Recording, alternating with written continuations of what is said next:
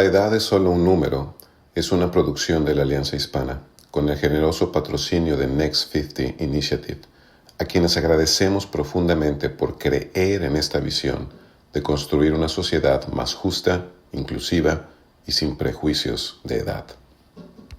Bienvenido a La Edad es solo un número.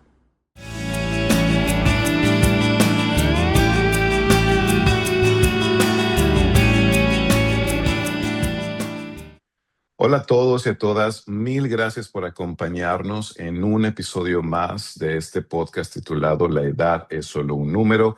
Hoy tenemos un invitado también, como todos los que nos han acompañado, muy especial, pero vamos a tener esta conversación en inglés. Así que recuerden que todos los videos los tenemos con subtítulos, ya sea en español o en inglés, para que los puedan disfrutar y puedan también conversar con cada uno de nosotros y de todos los invitados que han estado y estarán en este espacio. Nuevamente, mi nombre es Alberto Machuca y tengo el placer de dirigir estas conversaciones. Hello everyone and welcome to another episode of La Alianza Hispana. The title of this space is La Edad es solo un número, age is just a number. This podcast is brought to you by La Alianza Hispana and made it is possible through the support of Next 50, an organization committed to improve the life of older adults through innovation, inclusion, and community. I am your host, Alberto Machuca, and today we are exploring a topic that I am pretty sure touches every human being, regardless of age. This is the power of music. Our guest is John, the creator of Musical Memories, a unique vocal harmony experience designed specifically for senior adults. So we are going to talk about music, connection, shared memories. So John, welcome to the show. How are you today? Well, thank you. I'm very well, and I must say that I really like the theme of age is just a number. What is the meaning of this title for you? Well, I think that of course we're made up of, a physical component and a psychological component, and I don't mind sharing that I'm 75 years old, but Okay. I have a 75-year-old body and probably a mind that tells me I'm much younger than that. Mm-hmm. Um, except for when I try to do something that's physically challenging, and then it reminds me that I'm a little older than what my Mm, mind is telling me. So, yes, I mm, mean, I think the chronological age, the physical age mm, is a matter of fact, but mm-hmm. it's not a state of mind. Yeah, it's true. It's true. No, thank you. Thank you for your the idea about this topic because we are pretty excited to go deeper in this pretty necessary conversation. And I would like to know more about the history behind musical memories. Tell us more about you and this work that you're doing right now, please. Sure.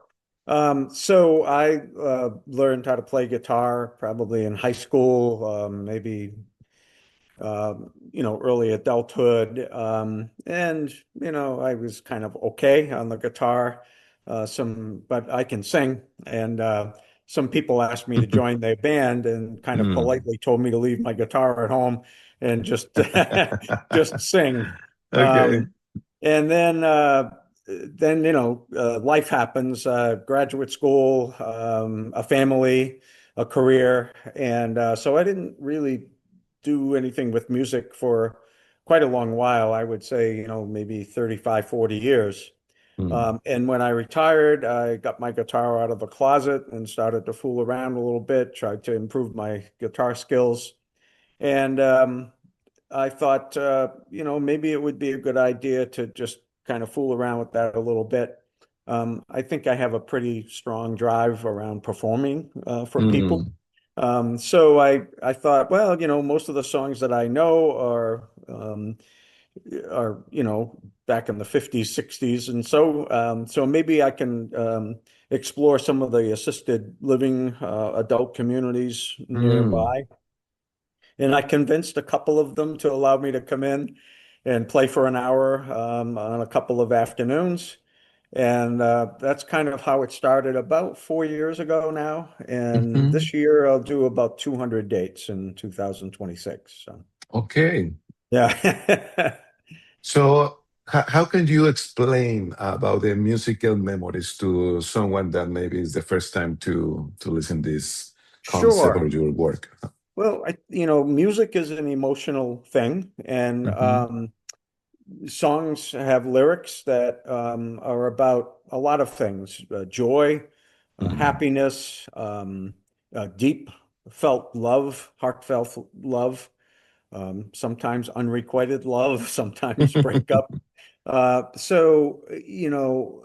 Most of the time when people hear songs that they know and kind of know the words to, but are hearing the words again, they'll think of a person, a place, a time, an Mm, event that's that true.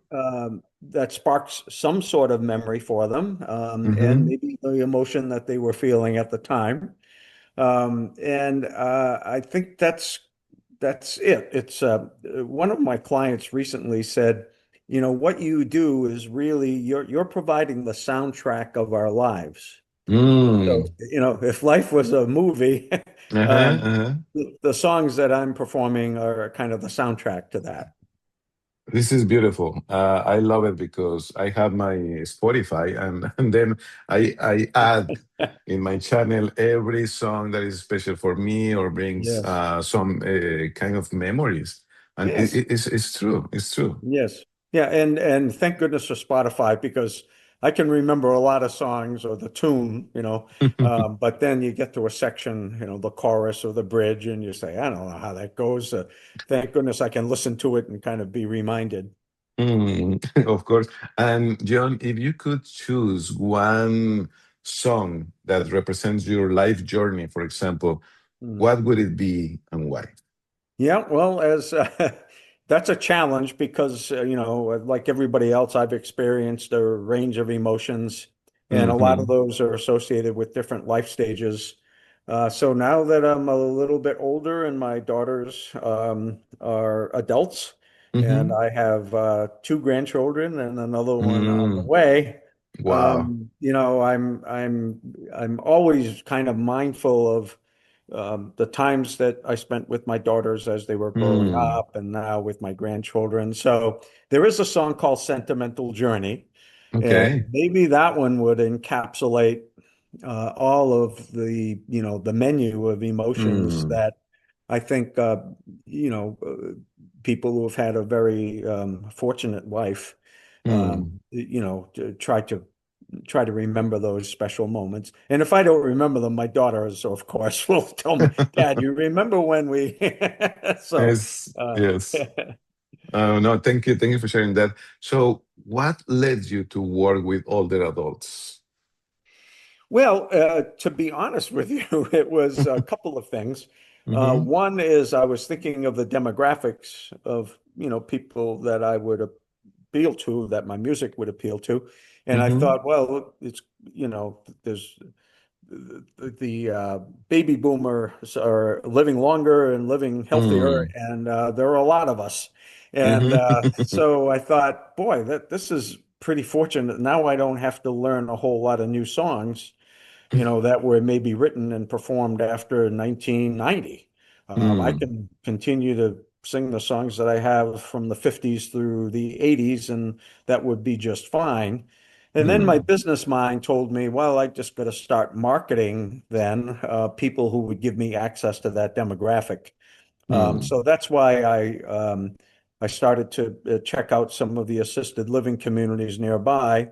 Mm. And it was one of those clients who introduced me to this memory cafe concept, Okay. where a lot of municipal senior centers are hosting cafes along with libraries. I actually did a memory cafe this morning Mm. at a municipal library, and they are supported by some sponsors, so groups like Mm. Seniors Helping Seniors, or even some of those assisted living communities will sponsor the memory cafe because it gives them some exposure to potential clients who might be transitioning from independent living into more assisted living models. Mm, So it was a little bit of business thinking along with mm-hmm, other things, but primarily I was just looking to cultivate some venues mm, where I could perform, and I really didn't want to start doing the club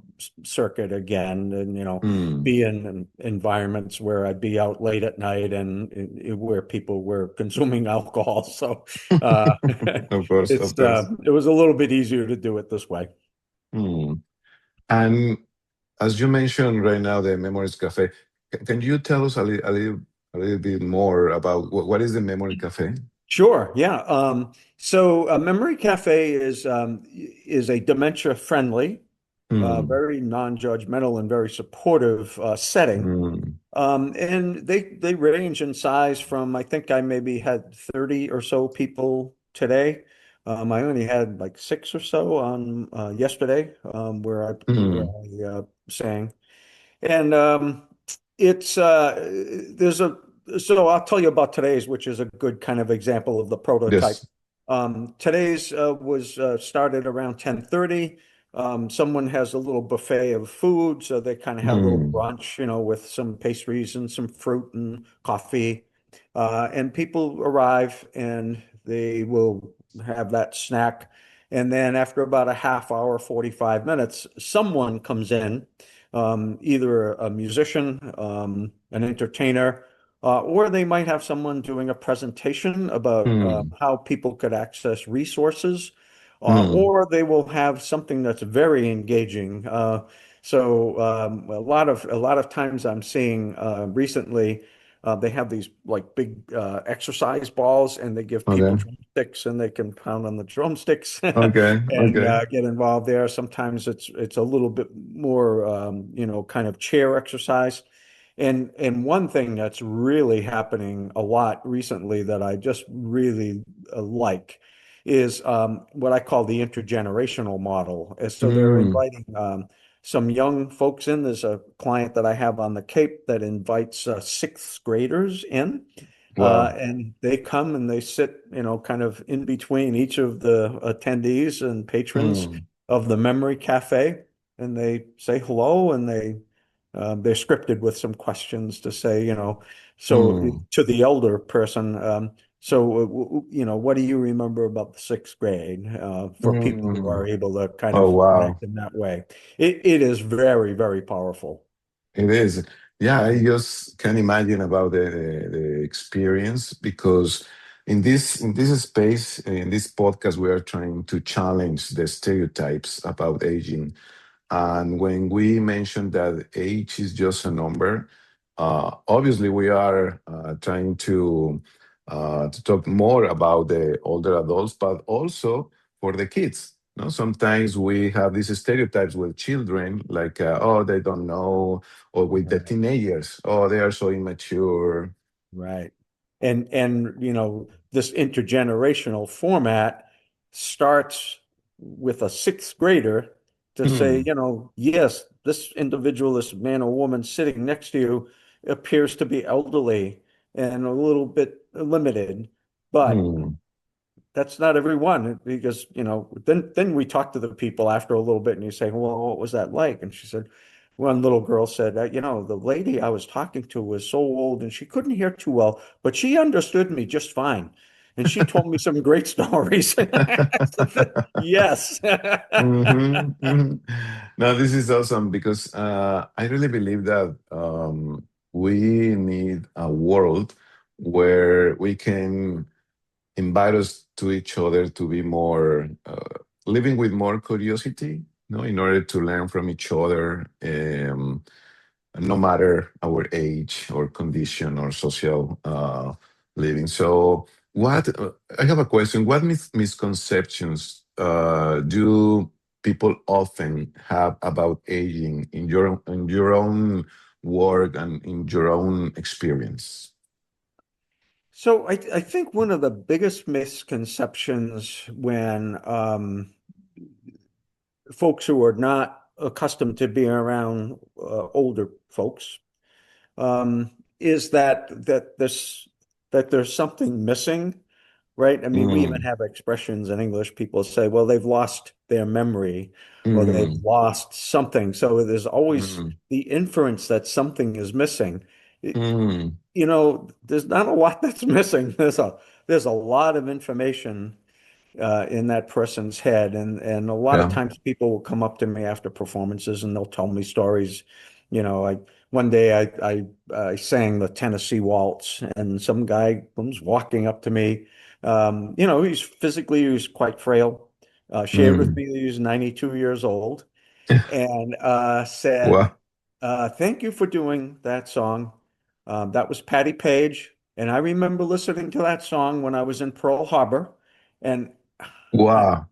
I mean, yeah. So naturally, I had like 20 more questions for him. Of So I course. think, I think that sometimes if we act in a way that operative assumption of Mm. missing something or they don't remember something, no Yeah. matter how they present, if we can suspend that and Mm. not approach the interaction with that assumption interfering with how we approach people, I think that Yeah. would be a big gain. No, it's true. It's true. Thank you for saying that. I think it's pretty powerful. Tell us more about how does it work, the musical memories? For example, you go to these spaces and how, what are the activities behind or the experiences? Yes, so for the most part, I travel to the location where they're hosting. So this morning I was in Needham, Massachusetts, Okay. at the public library. Yesterday I was in Millis, and I was also on the North Shore in Peabody Mm, yesterday because that particular adult community has a memory care unit on one side of the house and kind of mm, a more assisted living, independent living side of the house. okay. Um, so the activities range. Sometimes we do themes. Around Valentine's Day, which is like our all Mm, love song performance, and try to be interactive with, so what are some of your favorite love songs? mhm. And if I know them, I'll try to perform them. And I have some, of course, prepared for myself. Other Mm, times we do, just other themes that the locations kind of drum up or have ideas. mm. So sometimes they'll do, a senior prom. Okay. It's that Yeah. way. It's So good. It's double good. entendre to the senior, and Uh-huh. they have somebody, some volunteers who come in and help these folks dance, and Mm, while we're providing some background music to them. wow. So yeah, so they vary quite a bit. Mm, The main goal, though, is always to be able to perform songs that people kind of know the words to. A lot of cafes that I attend, a caregiver is with the individual patron. So I pay particular attention to announcing the song I'm about to do, so mm. that the caregiver can find it, on Spotify, can find the lyrics on Spotify or another app, and Mhm. I watch them and they're holding it for each other and singing along Mm. as I perform. Wow. Sounds amazing and a lot of fun. And what happens emotionally, for example, when seniors participate in group singing or vocal harmony? One story that you want to share with us? Yeah, so I'll do a general thing and then a particular one. So Yes. from this morning, we basically there was a volunteer there, and I have a wireless mic, and I said, so we're going to sing this song, and on the chorus, why don't you select a person and invite them to sing along with me? And so we did that for as long as it seems to be going actively. I just keep repeating the song over and over to keep it going. Um, and this morning in particular, every time someone took a turn to sing, there was a resounding Mm. applause for Mm. that person having just sung like three lines of, Take Me Home Country Roads or some song, Okay. right? Hmm. And I think there's an emotional connection, but there's also a social connection to Yeah. what's going on there too. An individual component and a group dynamic component. The individual component is a lot of times people will present as nonverbal and quite Mm, limited physically, and all of a sudden I'll look over and they're mouthing the words. We mm, may not be able to hear them. The voice isn't very powerful. But darn if they aren't singing the words along with me. And for me, that is just the way people physically present as well. I mean, mm, couple of weeks ago, I went in, this man was completely disengaged with what was going on before mm. me.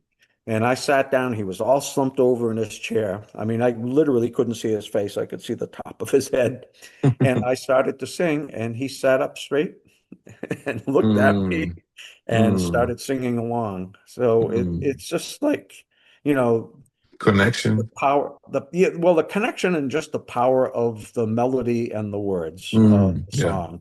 It's just yeah, unbelievable. Yeah. yeah, it is. So, what, from your perspective, what role does creativity play in healthy aging? And I ask you because you mentioned you are 75 Yes. years old.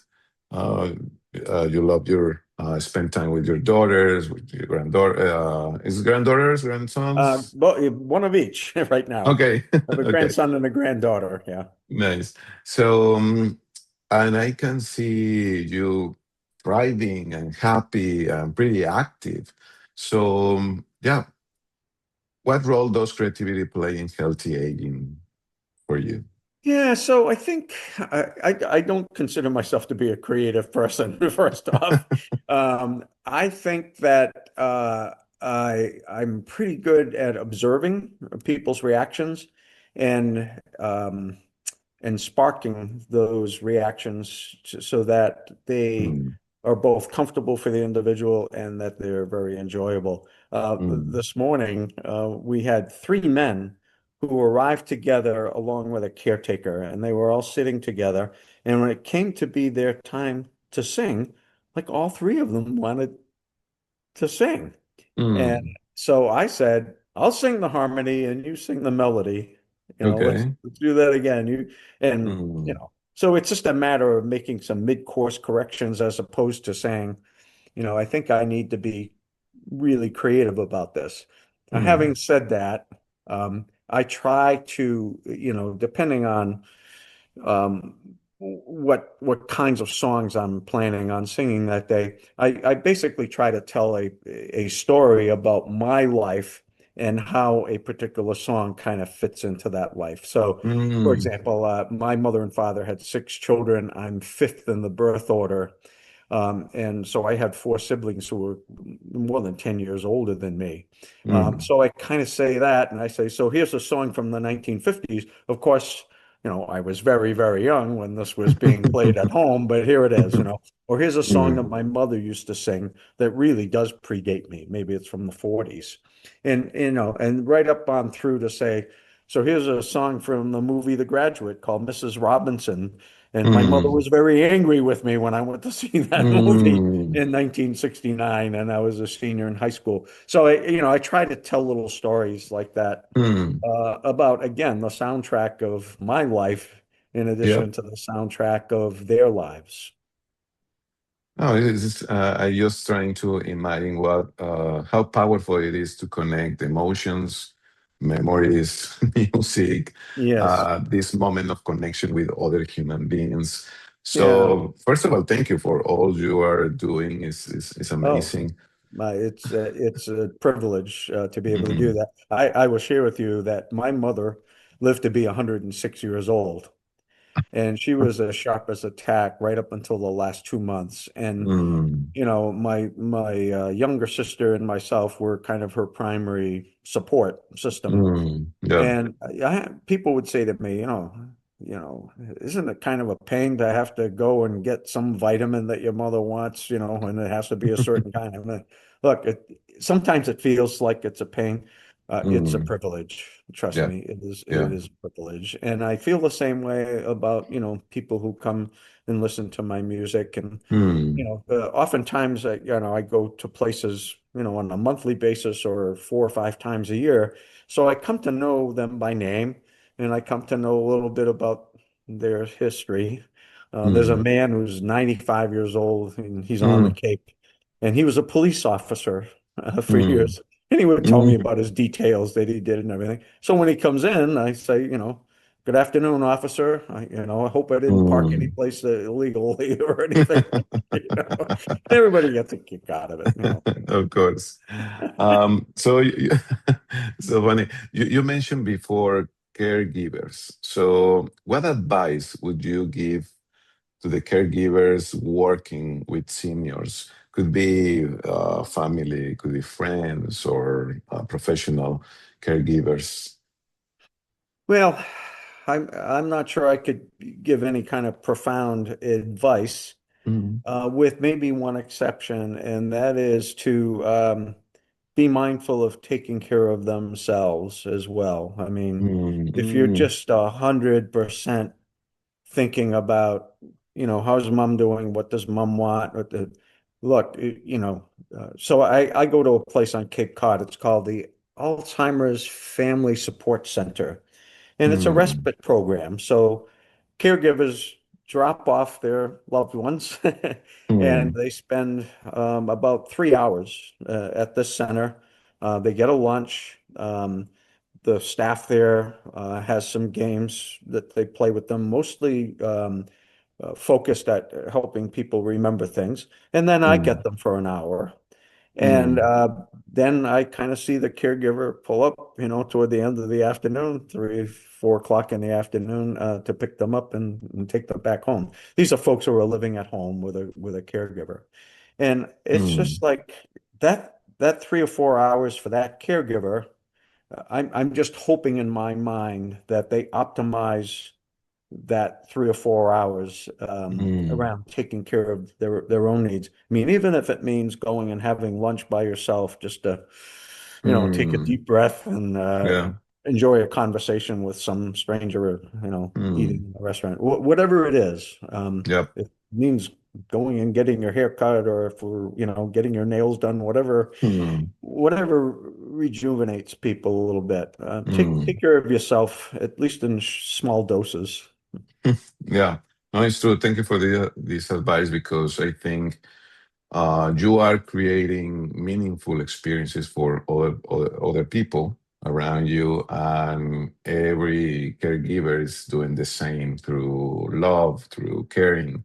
So, in order to take care of other people, we need to take care of ourselves. Yes, yeah. Well, I'm spoiled. I get folks while they're having a good time, and sometimes I form uh, you know friendships with some of the Mm. caregivers, and I'll say, "Gee, Annie seems to be in great spirits today." He said, "Well, you should have Mm. been in the car on the ride over here," because Of she was course. not happy, and so they have to live with kind of the behind the scenes, Mm.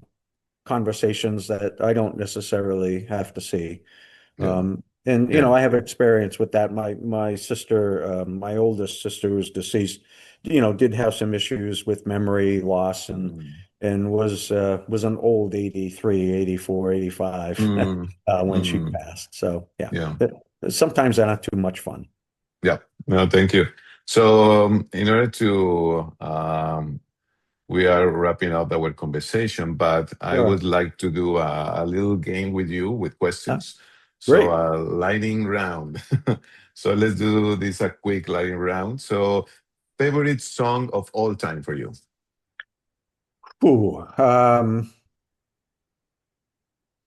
I like a song called "You Don't Know Me" that Ray Charles made Okay. famous, and that changes from time to time. Right now, Okay. today, that's my favorite song. Perfect. A musician you'd love to meet. Oh, Paul Simon. Okay. Yeah. One word that describes aging. Aging, Uh-huh. um, gradual. Okay. One habit that contributes to a meaningful life. A sense of purpose. Mm. What brings you joy today? Oh, my grandchildren when they Mm. call I'm French Canadian, they call me Pepe. So Okay. when they say Pepe, hi, we love you. That's it, Mm. You can have Joy is anything you want. perfect. So complete this sentence. You are never too old to. To be happy. Mm. Perfect. Yeah. So, John, if you could leave our audience with one message about aging, music, and living fully, what would it be? Uh, so I mentioned my mother earlier, and I would oftentimes ask my mother, Mm. what advice do you have, people? She Yeah. said, you have to know, you have to have a purpose and you have to know your role. Mm. ROLE. So what's my role in Mm. with my grandchildren or my great grandchildren Mm. in her instance, and what's my role with my friends? And she was not very self-centered. She was looking for ways that she could be Mm. helpful to others. She was 105 years old. Wow. Wow. Yeah. So, Yeah. I think that that keeps you going. I know that, knowing how I can play a role um, in being helpful to others is important to me as well. Mm. John, thank you. Thank you. I enjoy a lot this conversation. Thank you for sharing your story. For remind us that music is much more than entertainment, it's connection, it's memory, it's I could say healing and joy. Mhm. So to everyone listening, remember growing older doesn't mean growing less. So every stage of life offers new opportunities to connect, to contribute, and thrive. So, thank you everyone for listening a la edad es solo un número. Mil gracias a todos por habernos acompañado. Vamos a compartir la información de John también aquí en este espacio. It's okay for you, John, that we can put all the information about your work in this space. Absolutely. Use whatever you would like. Perfect. So yeah, giving the opportunity to everyone to know more about John and his work. So if you enjoyed this episode, please subscribe, share it with a friend, and help us to continue changing the conversation about aging. Si disfrutaste este espacio, por favor, compártelo con otras personas, dale like, síguenos en YouTube y en otros canales también donde estamos compartiendo esas conversaciones. Y hasta la próxima. John, thank you so much. See you soon. Muchas gracias. Gracias a ti. Hasta luego. Bye-bye. Bye.